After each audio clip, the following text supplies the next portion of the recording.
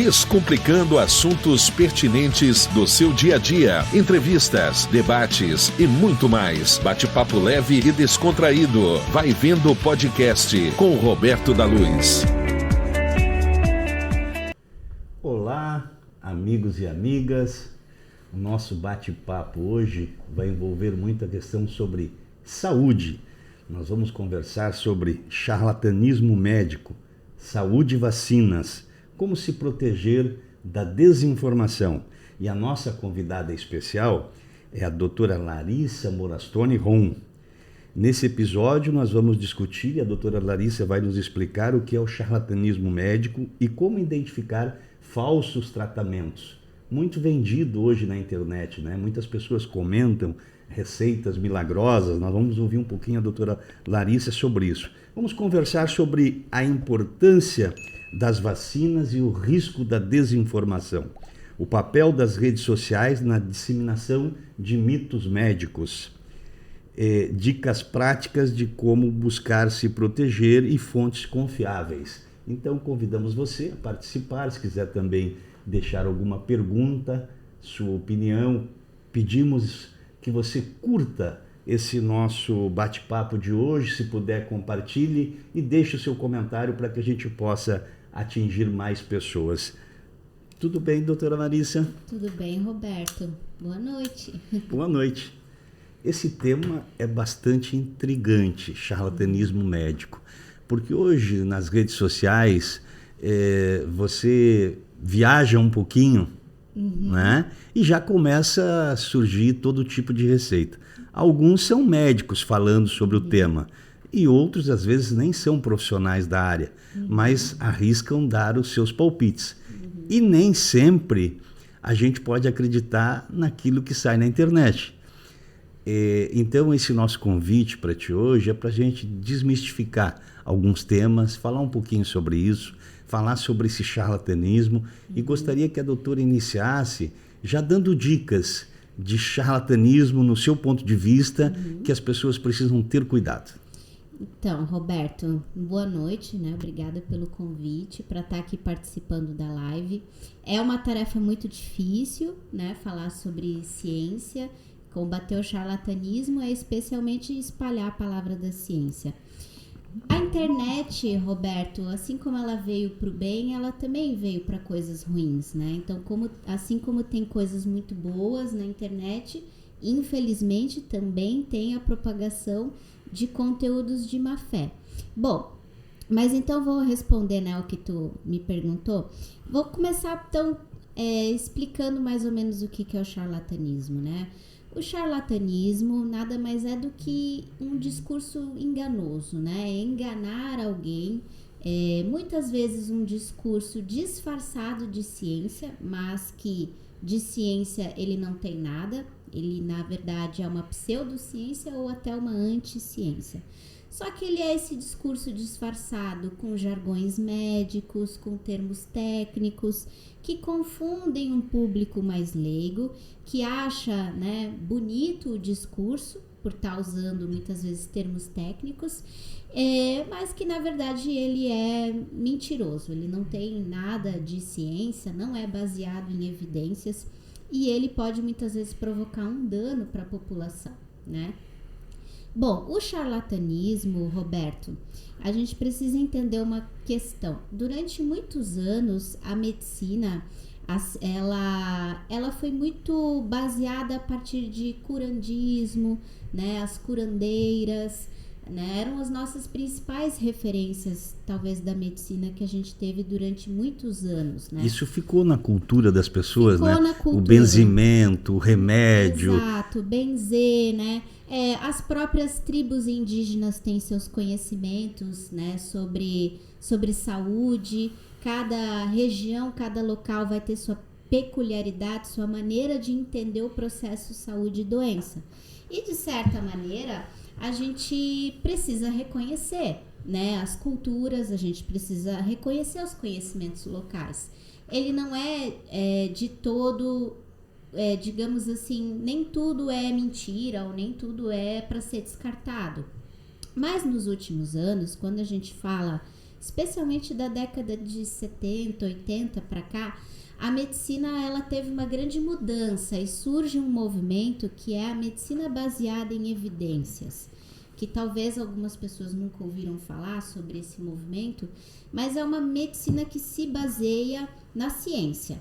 Então, o que esse movimento se propõe? Ele propõe a fazer pesquisa, né? Vamos testar um medicamento? Vamos, né? Então, não vamos ficar só no achismo. Será que esse remédio é bom para tratar essa doença aqui? Então, não vamos ficar no achismo. Vamos descobrir se é. Então, vamos fazer uma pesquisa, vamos pegar participantes, vamos fazer um grupo controle, né? Um grupo de pessoas que vai tomar o remédio, um grupo que vai tomar o placebo e vamos comparar. Vamos descobrir se essa medicação realmente é boa. Então, isso revolucionou muito a medicina. Muitas coisas mudaram nos últimos anos para cá. Então, a gente não pode mais hoje, o médico, se basear em achismos, em dizer, eu acho que tal remédio é bom. A gente tem que se basear nas evidências que tem. Então, claro que tudo isso está muito no começo. A gente ainda está começando a medicina baseada em evidências. Mas aos poucos a gente está cada vez mais descobrindo os tratamentos adequados, avançando nos tratamentos médicos e, né, também descobrindo os efeitos colaterais das medicações, né? Algo que talvez não era muito falado antigamente. Será que ficar tomando chá demais faz bem para a saúde? Pois é, isso que eu ia perguntar. Exato. Um chá, um produto natural, ele pode ter um efeito negativo também? Pode ter. Porque há 30 anos atrás, as pessoas falavam muito de garrafadas, né? Garrafada era um tipo de chá que a pessoa fazia. Sim. Então tá com trise, vai tomar cerveja preta com gemada de ovo. Sim.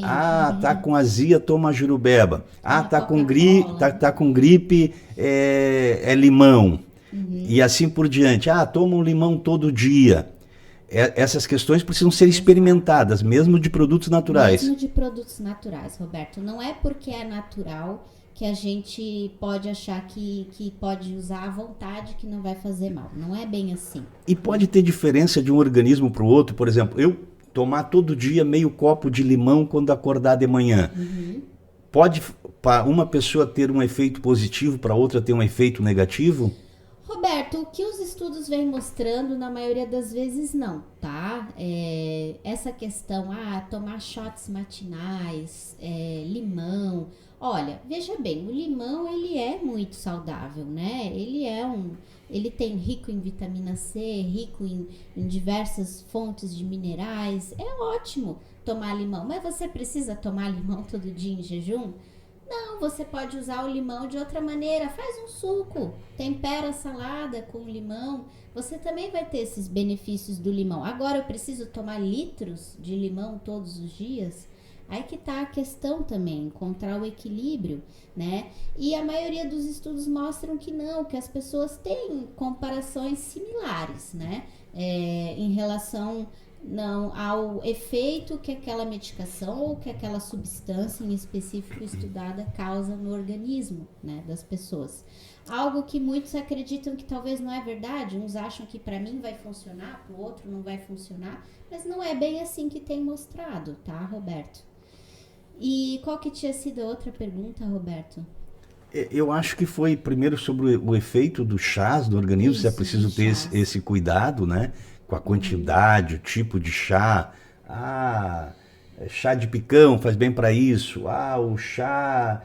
Todo tipo, agora até me foge um pouco, mas para toda doença tem um tratamento com chás naturais. Então, e até mesmo tem uma parte da medicina se dedicando aos produtos naturais, né? Sim, tem a homeopatia, né? Que é uma parte da medicina, né? Que se dedica mais a trabalhar com esses recursos mais naturais, fitoterápicos, né?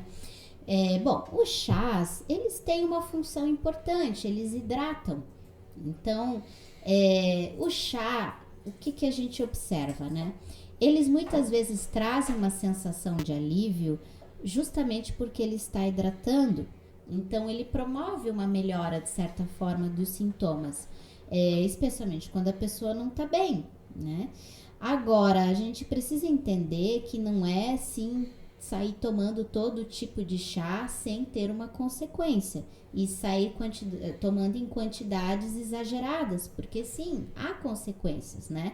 Há substâncias em determinados chás que vão trazer efeitos colaterais, né? Que poderão afetar rins, poderão afetar fígado, então tem que ter um cuidado nesse consumo, né, dos chás. Ele não é à vontade, né, e feito de qualquer maneira.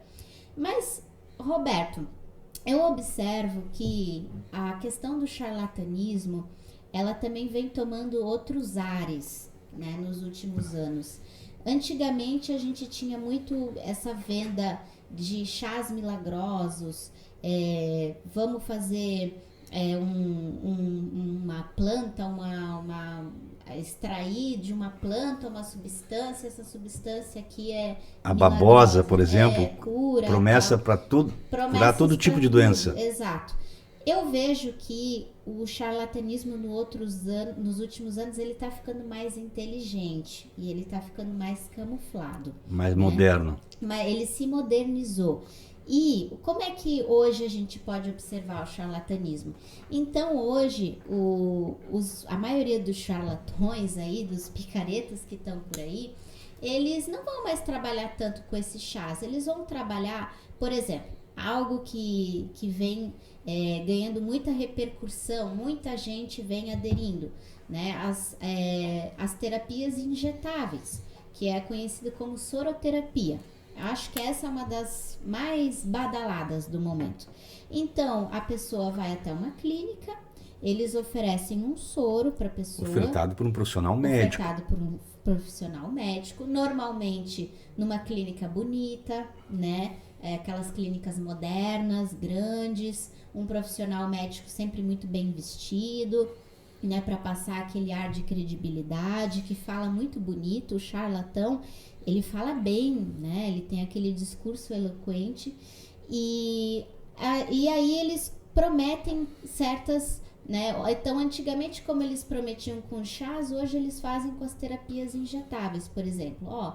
Você vai tomar esse soro aqui na clínica, esse soro laranja aqui, eles escolhem uma corzinha, laranja, azul, rosa, várias cores.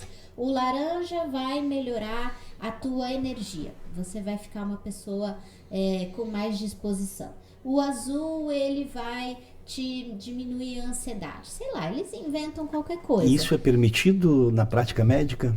Então, Roberto, infelizmente, a gente, se a gente for pegar o código de ética médica, é vedado, né? A gente não pode enganar e usar de propaganda enganosa. Porque essa soroterapia não tem uma comprovação científica. Ela não tem comprovação científica nenhuma.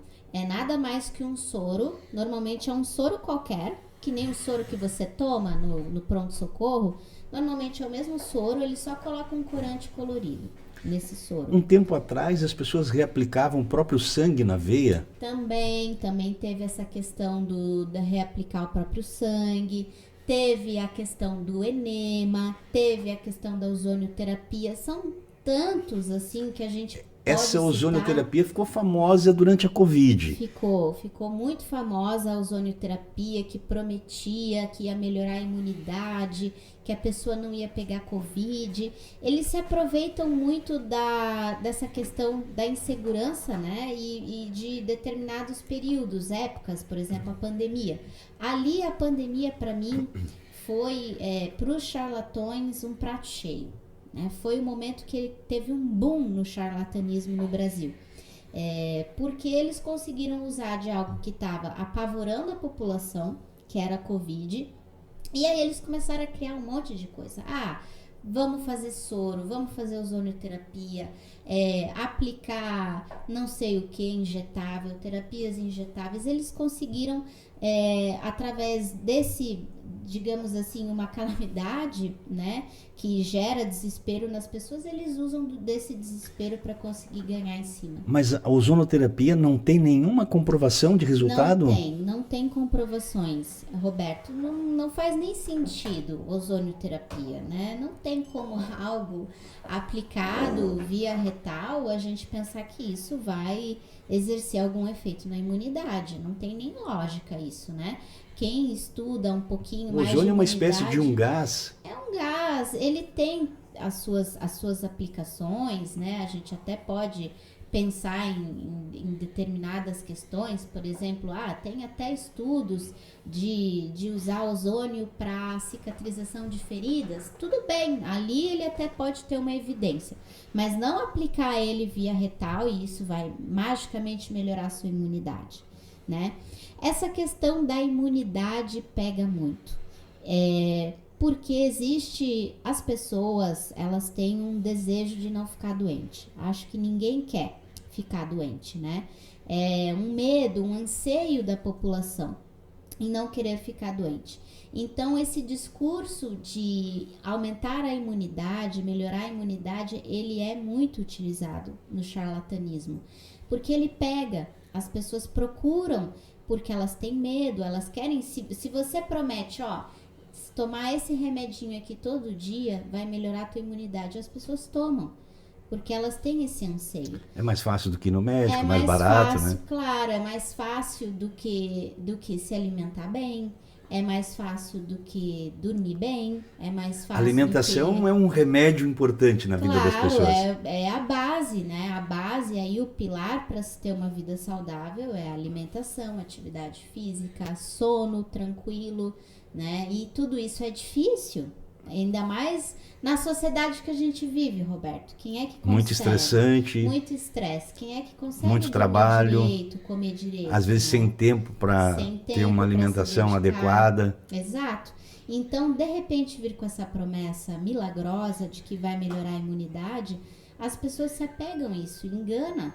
Né? É muito fácil vender uma pílula mágica, porque é um discurso bonito, né? As pessoas vão atrás disso. Só que a verdade é que por trás disso não existe como você melhorar a sua imunidade, né? A imunidade, ela é algo natural de cada um. Você pode, digamos assim, prevenir ou ajudar a prevenir certas doenças, por exemplo, com o uso de vacinas, né? As vacinas, elas vão, talvez os únicos recursos que vão te gerar anticorpos e melhorar a sua imunidade contra aquela doença em específico. Agora, melhorar a imunidade de uma maneira geral, até nem tem como, né? Mas dependendo da idade, não tem alguns complexos vitamínicos que você tem que tomar, reposição, hormônio? Depende, né? Depende muito. Aí a gente já entra em particularidades, né? Assim, vamos lá. Com reposição de vitaminas, né? Existem sim algumas suplementações que a gente pode considerar em idosos, tá?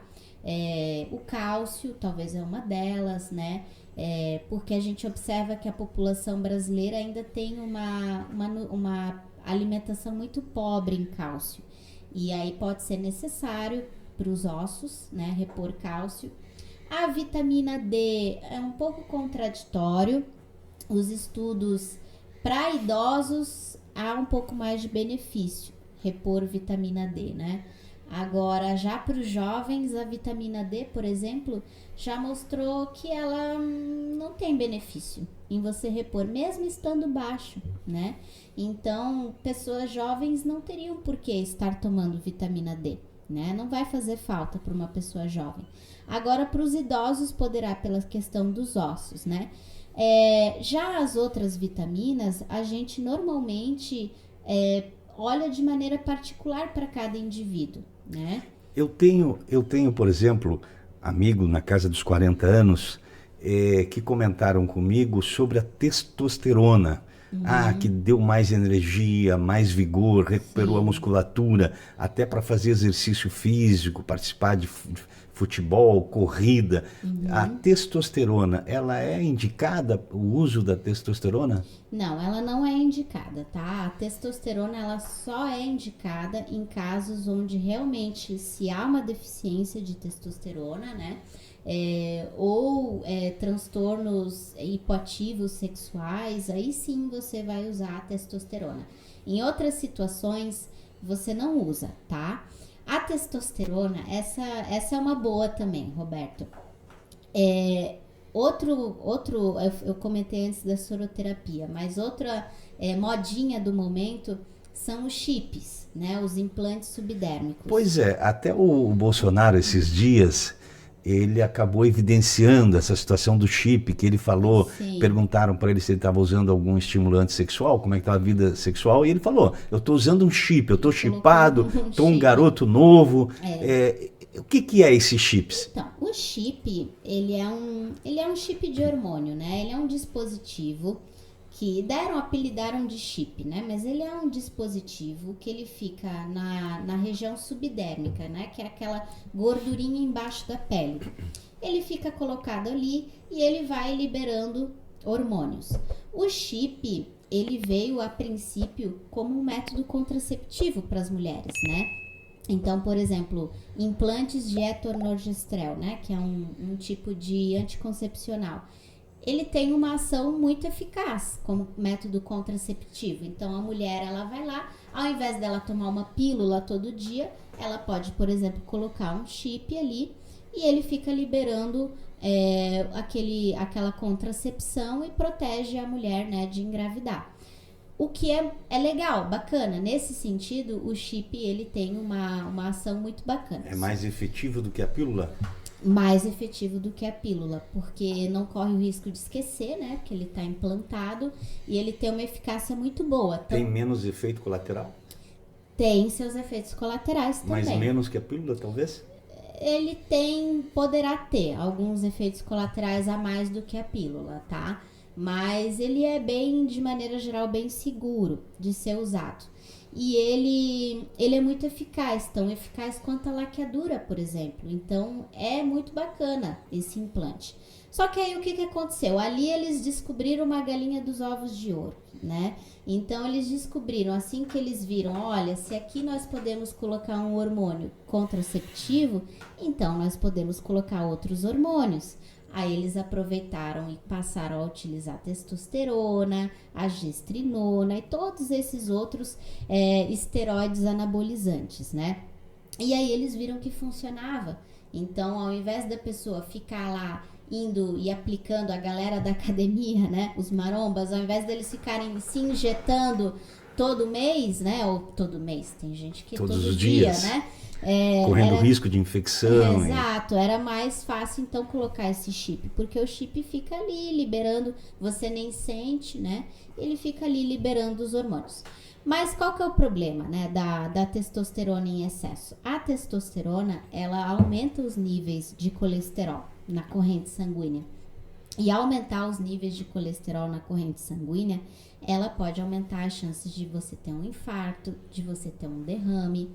Ela tem suas questões positivas, não vamos mentir. A testosterona aumenta sim o ganho de massa muscular, aumenta a disposição, você se sente mais disposto. Ela tem esses fatores positivos, mas ela também tem esses efeitos colaterais muito negativos. A gente está observando o aumento do número de infartos, especialmente em homens, e vai se investigar e se encontra essa história de uso de testosterona, né? Então a doutora falou sobre a ozonoterapia, o chip, falou também sobre a soroterapia. Tem mais algum charlatanismo que esteja em evidência? As canetas para emagrecer. Então, o Grilo falou tá aqui das contribuindo canetas para emagrecer. Olha, as canetas para emagrecer, vamos lá. Hoje a gente tem no mercado aí uma gama de medicamentos, né? Os mais famosos aí emagrecedores são o Ozempic e o Mounjaro, que estão a febre por aí, né? Nos últimos meses. Assim, essas canetas... Tem resultado, né? Essas canetas, elas foram testadas em pessoas obesas e pessoas diabéticas. Nessas pessoas, essas canetas mostraram bons resultados, especialmente o Mounjaro. É um medicamento que vem revolucionando. Nesse sentido, vamos falar bem do medicamento e depois vamos falar, né, os contras, né? O medicamento, ele realmente mostrou os estudos que ele provoca uma boa perda de peso, equiparável quase à bariátrica. Então, o que é uma coisa boa. Talvez no futuro, a gente ainda tem que discutir, mas talvez no futuro poderá ser uma medicação promissora a substituir a bariátrica.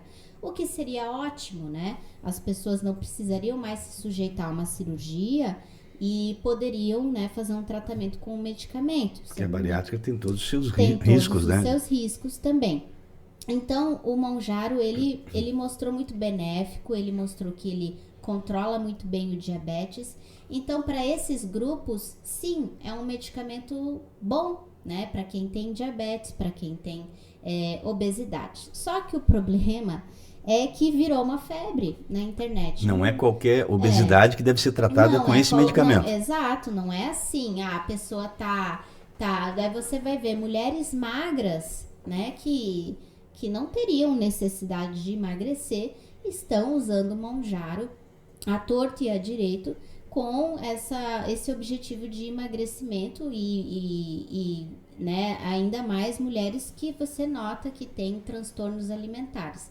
Então, ele acabou pegando muito esse grupo, né, das pessoas com transtornos alimentares que querem emagrecer a qualquer custo.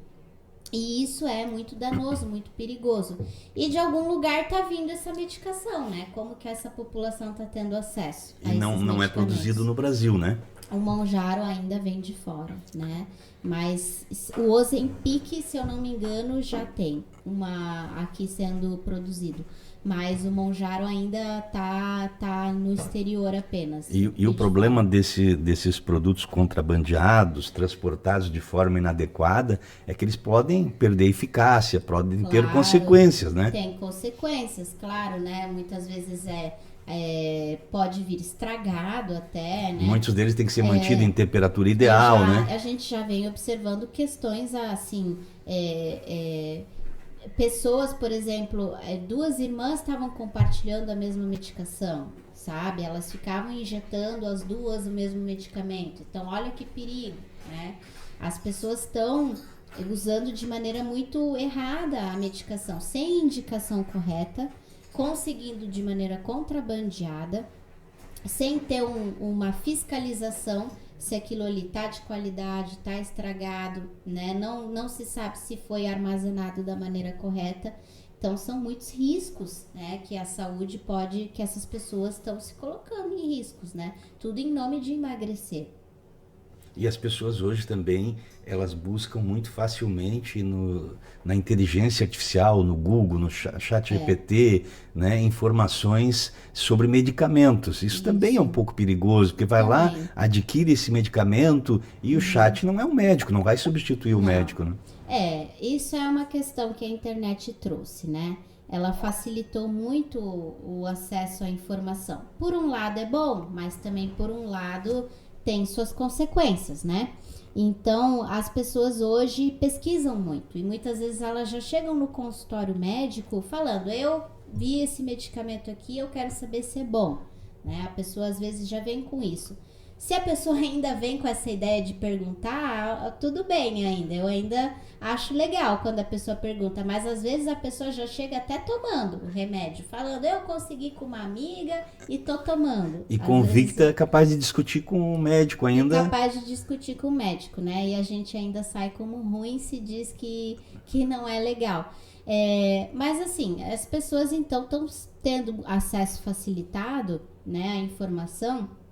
E muitas vezes o problema não é a informação em si. Às vezes a informação até está correta, mas o problema é a interpretação daquela informação, né? Então, o médico, por exemplo, faz 6 anos de curso, né? 6 anos de uma faculdade de medicina. A gente também tem que aprender a interpretar os dados, né? Então, a maneira como eu vou interpretar um dado não é a maneira como um leigo vai interpretar um dado. E isso faz total diferença, né? Isso faz muita diferença. É como no direito, às vezes uma vírgula, uma palavra, uma letra... já muda tudo. Então, muda todo o conceito. A pessoa leiga lendo, né? Por exemplo, se eu jogar lá, eu tô com coriza, tosse, não sei o que, coloco lá no Google. A pessoa, aí aparece lá no Google, câncer. Aí pronto, a pessoa Desespera. fica desesperada. Eu estou com câncer, já chega desesperado. Ou pode tomar um Exato. medicamento que vai mascarar uma outra Isso. doença que teria que E não é assim ser que investigada, né? Exato, e não é assim que as coisas funcionam, né? A gente tem uma interpretação. O médico, ele tem todo um raciocínio clínico por trás, ele tem todo... ele desenvolve... a partir do momento que a pessoa te conta uma série de sintomas, o médico, ele vai correlacionar todos esses sintomas, uma série de coisas que vai fazer o médico levar uma hipótese diagnóstica. Então, tem toda uma lógica por trás e você estuda anos para compreender essa lógica, né? Não é a medicina, ela não é uma ciência exata, Roberto. Não é exata? Não é exato. Não é que nem as engenharias, que é a matemática, né? Que é tudo com mais exatidão. A medicina não é. A medicina, ela pode ser dita como uma ciência probabilística. A gente trabalha com probabilidade, estatística. O médico, ele tem que ser um bom probabilista, digamos assim. Então, a partir do momento que a pessoa me relata tal sintoma X, tal sintoma Y, e eu vou correlacionando, eu vou abrindo um leque de probabilidades. E a partir dessas probabilidades é que eu vou chegando naquilo mais próximo de um diagnóstico. Doutora Larissa, e algumas doenças podem ser mais regionais, dependendo da região que a pessoa estiver atendendo, a comunidade estiver atendendo, o médico pode ter um conhecimento ou uma probabilidade maior de ser determinada doença em razão da regionalidade, do que já ocorre naquela comunidade, por exemplo? Sim, com certeza. Existem os fatores regionais que a gente tem que levar em consideração. Por exemplo, uma pessoa que mora numa área rural é totalmente diferente de uma pessoa que mora numa área urbana.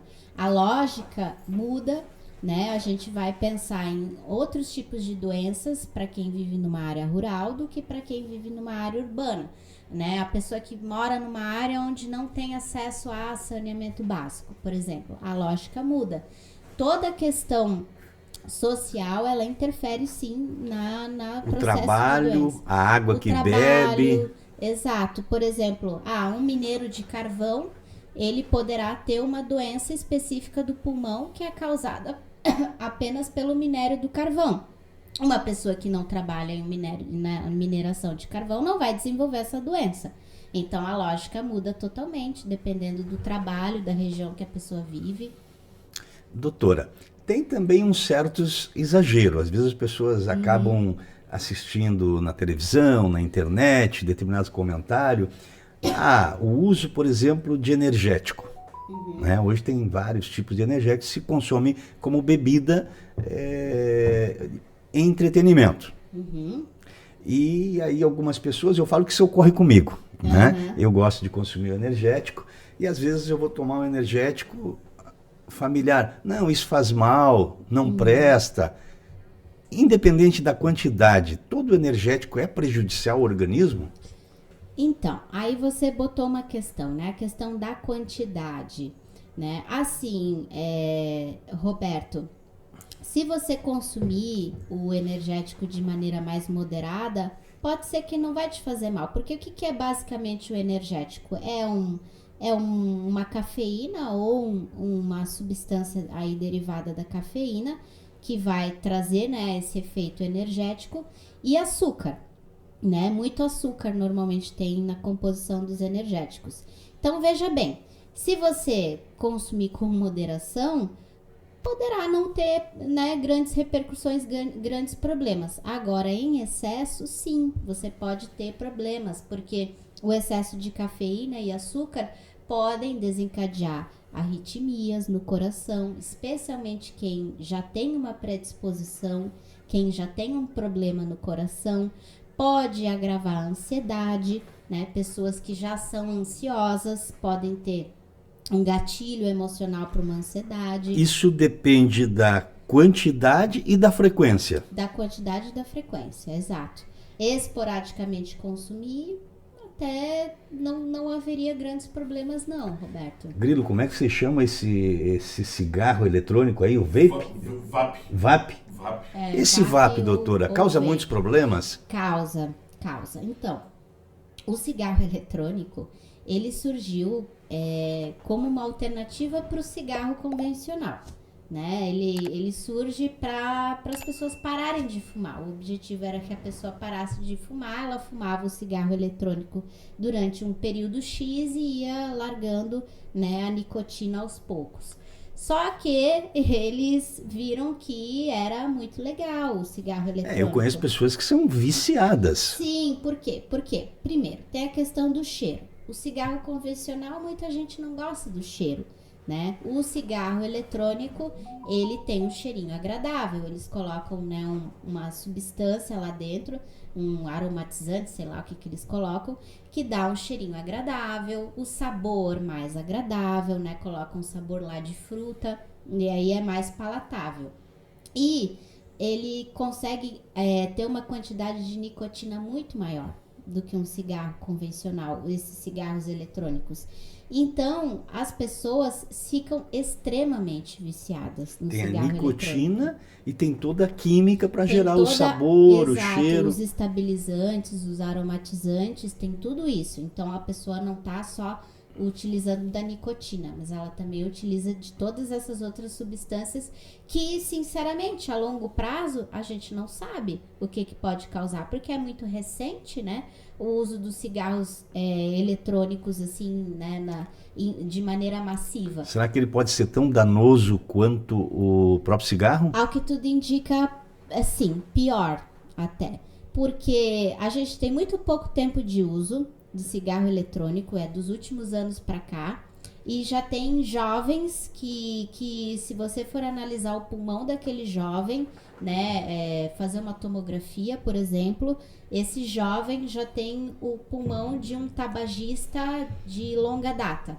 que fuma cigarro convencional. Então imagina, se a curto prazo, dessa maneira, a gente já está observando pessoas jovens com problemas respiratórios graves, causado pelo cigarro eletrônico, então a longo prazo, ao que tudo indica, apesar da gente ainda não ter, né, não saber exatamente o futuro, mas ao que tudo indica vai ser tão ruim quanto, né? Doutora, nós falamos sobre energético, uma outra coisa que está muito na moda no momento e envolvendo jovens, pessoas com menos de 30 anos. A gente tem informação de estarem utilizando estimulante sexual. Nas festas, às vezes não é nem para o ato, dizem que não é nem para o ato sexual, é mais para estar se expondo. Sim. Então eles utilizam e muitas vezes até a origem desses estimulantes não são comprados em farmácias, às vezes são também contrabandeados. Do Paraguai existe o Cialis, existe o Viagra, uma série de estimulantes. São muito danosos para o organismo. Uma pessoa jovem com menos de 40, 50 anos consumir é perigoso? Sim, é perigoso, Roberto. Olha só, os estimulantes sexuais, né, eles foram criados para tratar problemas sexuais, né? Eles existem, né? Homens com impotência sexual podem se beneficiar do uso desses estimulantes. Mas aí, no meu entender, essa questão dos estimulantes sexuais envolve muito uma questão de masculinidade do homem e uma questão também da insegurança do homem, né, com a sua própria masculinidade. Ele quer criar uma certa competição, né? Exato, porque veja bem, o machismo na sociedade, ele afeta as mulheres no sentido de que as mulheres sofrem com a violência, né, sofrem com o machismo, né, estrutural, enfim. Só que o homem, ele sofre com o machismo de uma outra maneira, que é a masculinidade tóxica, né? Que é aquele excesso de masculinidade que você tem que performar, tem que ser um homem viril, muito... nunca pode negar fogo. Hétero top, é cobrado para isso, né? Exato.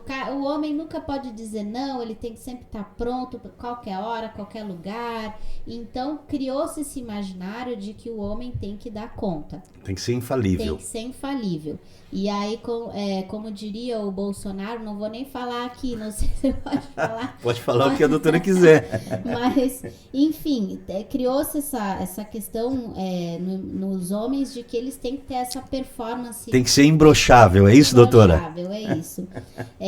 Então, isso mexe muito com a questão da autoestima do homem, né? Os homens são muito inseguros, então isso atinge muitos homens jovens que não têm problema de impotência, que não haveria necessidade de usar um estimulante. Só que aquele homem, às vezes, fica tão nervoso, tão ansioso, ele quer tanto fazer aquela performance que eles usam antes mesmo de sair de casa, eles já usam, porque daí eles se sentem mais confiantes também, né? De ir pra noite, de chegar naquela garota. E aí tem né? o combo, né? Aí tem o combo. Tem o estimulante sexual, o energético e a bebida alcoólica. Isso, daí vira o combo aí perigoso, né? Aí se torna perigoso. Aí se torna perigoso, né? Uma mistura de muitas substâncias que podem contribuir aí para arritmias, né? Problemas no coração, mesmo sendo uma pessoa jovem. 5, 6 doses de energético com uísque, misturando com mais algumas coisas, já começa a ter um risco. Já existem riscos, com certeza. Tem que ter... não teria por que um homem jovem estar usando, né, esse tipo de substância. E pode causar uma dependência, pode ter uma consequência mais tarde de ele vir a se tornar impotente em razão do uso frequente? Olha, até onde eu tenho conhecimento, Roberto, isso não, tá? A ponto de gerar uma dependência, gerar problemas no futuro, não. Mas eles podem gerar consequências imediatas, né? Problemas, bom, aí eu já entro em questões mais técnicas, mas existem rapazes, por exemplo, que não conseguem, eles ficam com a ereção constante. E não conseguem, né, desfazer essa ereção. Se é isso, doutor, o pessoal vai comprar todos os estimulantes. Só que isso não é bom. Aí que tá, não é bom. Chega um momento que não pode ter essa ereção tão duradoura. E aí acontece de irem no pronto-socorro, precisarem de procedimento. Porque né? é um vasodilatador, isso também pode vir a prejudicar depois. Pode ter prejuízos, né, ali na região, né, peniana, e aí muitas vezes um urologista tem que intervir para resolver a situação. Então pode ter problema, sim. O excesso de Viagra não pode, né, fazer uso, ainda mais jovens que não tem necessidade para isso, né? O nosso podcast hoje foi bastante diferente, foi interessante. Mas antes de encerrar, doutora Larissa, eu gostaria que a doutora falasse um pouco sobre a importância das vacinas. Hoje, qualquer rodinha de conversa que a gente fala com os amigos, quando vai se falar sobre vacina, por exemplo, tem pessoas que falam sobre vacina, defende a vacina da gripe, mas cria 1 milhão de defeitos, por exemplo, para a vacina da Covid. Isso. Tem grupos sociais que são contra qualquer tipo de vacina. Isso é uma consciência ou inconsciência que começou lá nos Estados Unidos, uma espécie de cultura contra a vacina. E muitas regiões nos Estados Unidos, que é um país desenvolvido, já está tendo problemas em razão das pessoas terem abandonado as vacinas. A vacina da Covid, ela foi uma vacina segura? Ela deve ter continuidade? As pessoas devem tomar essa vacina? E aí depois, se a doutora quiser, já pode emendar, falar sobre as outras vacinas e a importância delas para a saúde pública. Então, a vacina da Covid, vamos falar sobre essa em específico, que eu acho que é uma das mais polêmicas, né? Muitas pessoas até tomam vacinas, mas a vacina da Covid em específico já relataram que não vão tomar. O que é então Bom, rapidamente eu vou explicar assim o que é uma vacina, né? A vacina é você pegar o fragmento daquele causador da doença. Então, um vírus, por exemplo, você pega um fragmento daquele vírus, pode ser um pedaço de proteína daquele vírus, ou pode ser até mesmo aquele vírus atenuado. E a partir dali, você vai desenvolver o que a gente chama de antígenos, né, em termos técnicos, que dentro, né, ao ser injetado no corpo humano, eles vão estimular a produção de anticorpos e a pessoa vai gerar uma imunidade para aquela doença em específico. Bom, o Covid, o que a gente tem que entender? Ele não é um vírus que foi descoberto lá em 2020, durante a pandemia. O Covid é um vírus que a gente conhece desde a década de 60. Ele não é um vírus novo. Ele é um vírus que já havia sido muito estudado pela medicina. Então, quando a pandemia começa, né? Na verdade, a pandemia começou no finalzinho de 2019, né? Primeiro lá na China e aí depois foi, né, para o resto dos países. Então, quando a pandemia se inicia, a gente já tinha conhecimento da Covid, né? Então, nós já havíamos estudado aquele vírus, a gente já sabia o que ele era. Não foi algo desconhecido para nós. Outra questão, já houveram no mundo, antes da pandemia de SARS-CoV, em 2020, já houveram outras epidemias causadas pelo Covid, que muita gente não conhece. Por exemplo, a epidemia do MERS, que foi lá no Oriente Médio, mas que aconteceu lá em 2012, mas que foi muito pouco divulgado. Por quê? Porque aconteceu no Oriente Médio. Era o mesmo tipo de vírus. Era o Covid. E quando ele acontece, o MERS, lá em 2012, no Oriente Médio, ele foi pouco divulgado, porque não interessava. Lá no Oriente Médio existe um preconceito, né, aos muçulmanos. Então, a gente tem que entender que saúde também é política, né? Envolve recursos financeiros e quando não se há vontade em investir, né, para estudar aquilo em específico, não vai ter recurso para aquilo. Então, mas a medicina já começou a estudar lá atrás. Lá em 2012, quando teve a epidemia do MERS, cientistas começaram a estudar e desenvolver uma vacina para Covid naquela época. Só que por falta de recurso financeiro, porque não havia muito interesse, foi só uma epidemia que ficou localizada no Oriente Médio, esses estudos foram, né, encerrados, não foram para frente. Mas quando vem a SARS-CoV em 2020, a gente já tinha essa base lá de 2012. Então, eles recuperaram aquela base que já tinha, todas aquelas informações que já haviam guardadas. Então, toda a base para se desenvolver a vacina já existia. Os estudos sobre o vírus já existiam. Então, a vacina da Covid, ela não começou do zero. O modelo da vacina já estava praticamente pronto. O modelo já estava desenvolvido, pelo menos a base já estava desenvolvida. Aí, o que acontece? Como a pandemia foi algo que gerou muita comoção mundial e algo que mexeu no bolso dos empresários, e a gente sabe que quando mexe no bolso... E né, poderia ter dizimado parte da população, né? Mesmo assim, morreram milhões de pessoas. Com certeza. E as pessoas diminuiu muito a produtividade, né? As pessoas ficaram paradas em casa, então foi um prejuízo econômico gigantesco. Porque né? Também no primeiro momento, se todo mundo fosse exposto ao vírus, sem que o sistema de saúde, Poderia tanto público quanto privado, né? estivesse preparado, como foi feita toda uma preparação, poderia ter sido uma catástrofe. Sim, com certeza. Então a gente tinha que fazer na época o isolamento, né, para evitar o contágio, porque senão a gente não ia dar conta, não ia ter sistema de saúde que ia aguentar, né? E sem respirador, sem tratamento médico. Exato. Então, foi uma comoção mundial a questão da vacina da Covid. Precisava dessa vacina. Então, foram centenas de países investindo dinheiro nisso. Foram muita gente com muita grana, foi injetado bilhões, acho que trilhões foram injetados para desenvolver essa vacina. Então, por isso que ela saiu mais rapidamente. Ela já tinha a base basicamente pronta. Teve muita injeção de dinheiro, tudo aquilo que é colocado dinheiro vai sair mais rápido. Mas, de maneira geral, os testes da vacina cumpriram os testes de qualquer outra vacina. Todas as etapas. Todas as etapas foram cumpridas, né? E em relação aos efeitos colaterais, então, né? Existe muito mentira em torno da vacina da Covid, de que a vacina... pode causar trombose, AVC, né? Essas pessoas... Porque foram aplicados milhões ou bilhões de doses no mundo, né? Exato. Isso que a gente tem que entender. Foram, né, bilhões de pessoas vacinadas. Então, eventualmente ali, tiveram pessoas que tiveram caso de trombose, vamos supor. Mas essa trombose foi de fato causada pela vacina? Não foi. Essa pessoa teria uma trombose independentemente se ela se vacinasse ou não. Né? O AVC, mesma coisa. E sem a vacina, qual seria a consequência?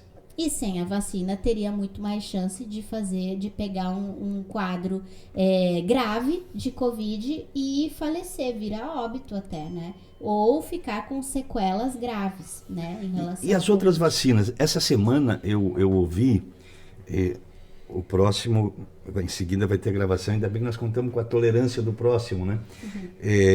Eu ouvi essa semana que o sarampo nos Estados Unidos está voltando à tona. O sarampo é uma doença perigosa, né?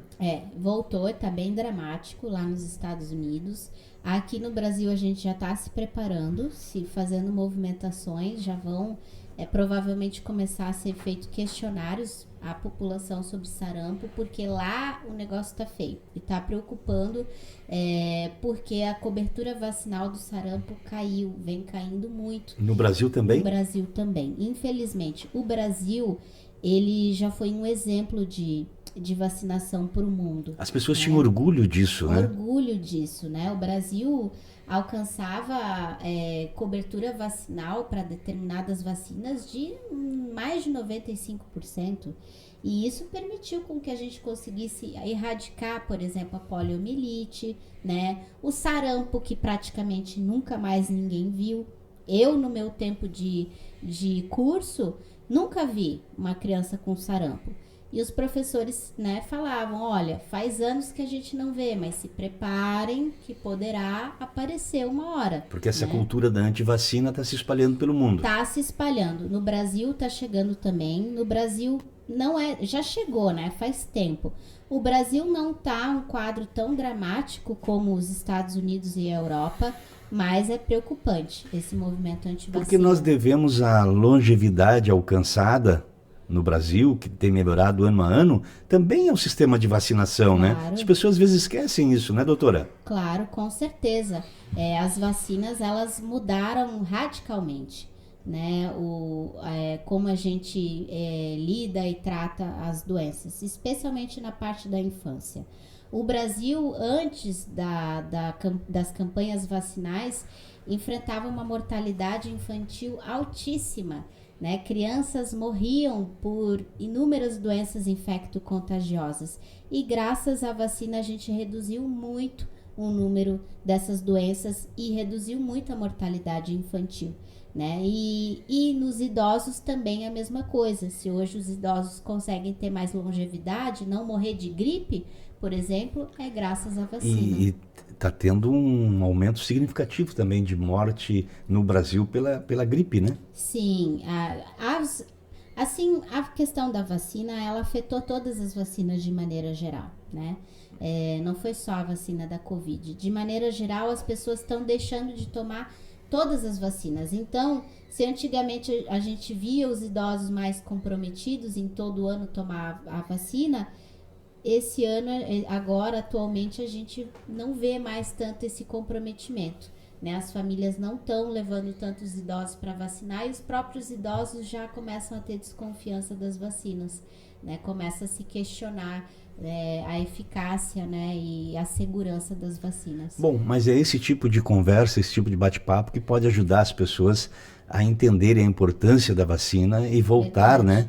né? Tomar a sua vacina, se cuidar, se proteger, se imunizar, porque além de se autoproteger, também protege a sociedade. Claro, com certeza. A vacina, ela não é só um direito, ela é um dever. Todo cidadão tem que ter o dever de seguir o calendário vacinal corretamente. Porque não é só você não é só se proteger, é proteger toda a comunidade. Ele contribui para que os vírus, as doenças não circulem, né? Claro, com certeza. Você está ajudando o próximo, evitando problemas de epidemias, pandemias. Então, é uma responsabilidade, um dever de todos se vacinar. Doutora, muito obrigado por esse bate-papo de hoje. Nada. Adorei, eu acho que o pessoal que acompanha a gente vai gostar também, é um pouco diferente. Com certeza vão gostar. E numa outra oportunidade nós vamos voltar aqui, pegar outros assuntos, claro, né, destrinchar, como diz o outro, destrinchar esses assuntos, falar um pouco para as pessoas aqui que têm a oportunidade. As pessoas gostam muito de ouvir o profissional médico, né? E porque às vezes muitas coisas você acaba ouvindo do vizinho, num comentário, assistindo na televisão. E quando você está acompanhando um profissional médico, é uma garantia de que aquela informação é segura, não é uma fake news, vai estar de fato contribuindo para a melhoria da saúde das pessoas. Verdade. Muito obrigada pelo convite, Roberto. Estou aí disponível para outras conversas. E é sempre bom, né, espalhar aí o conhecimento científico para as pessoas. E é uma tarefa difícil, mas a gente está aí, tá bom? Obrigado, doutora. Tchau, tchau. Tchau.